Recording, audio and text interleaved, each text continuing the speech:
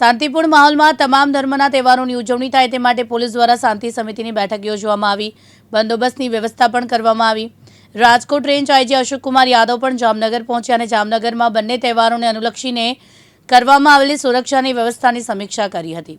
સુરતમાં બનેલી ઘટના બાદ રેન્જ આઈજીએ જામનગરની પોલીસની કામગીરી સમીક્ષા બેઠક યોજી અને પોલીસની કામગીરીની સમીક્ષા કરી. જ્યારે ગણેશ વિસર્જન અને ઈદ મિલાદનો તહેવાર સાથે હોવાથી પોલીસ દ્વારા સમગ્ર શહેર જિલ્લામાં ચુસ્ત બંદોબસ્ત ગોઠવવામાં આવ્યો હતો. આજે જામનગર ખાતે અત્યારે જે ગણેશ વિસર્જન અને જે ઈદ બંદોબસ્તની તૈયારીઓ છે એ તમામ તૈયારીના જે સમીક્ષા કરવામાં આવેલી છે. પોલીસ દ્વારા છેલ્લા 10-15 દિવસથી તમામ પ્રકારની જે તહેવારની ઉજવણી એના માટે તમામ તૈયારીઓ કરવામાં આવેલી છે.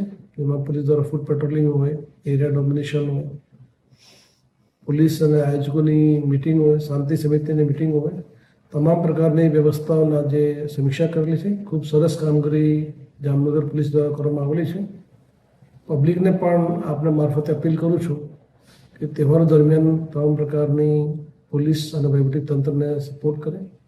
કોઈપણ પ્રકારની કોઈ સમજ હોય, કોઈને કન્ફ્યુઝન હોય તો તાત્કાલિક પોલીસને કોન્ટેક્ટ કરી શકે છે. પોલીસ તમામ લોકો શાંતિપૂર્ણ રીતે અને ઉલ્લાસપૂર્ણ માહોલમાં તમામ જે તહેવારો છે એની ઉજવણી કરે એ પોલીસનો મેઇન સંકલ્પ છે.